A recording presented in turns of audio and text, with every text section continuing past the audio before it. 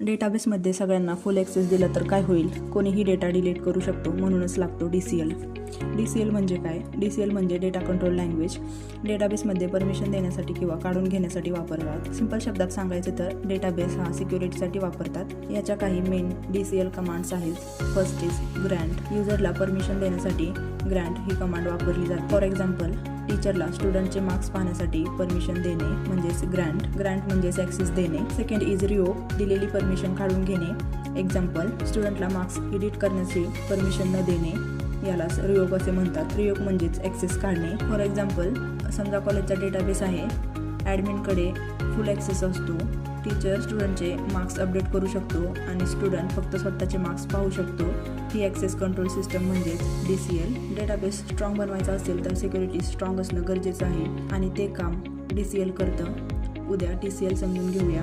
That's for today. See you in the next video.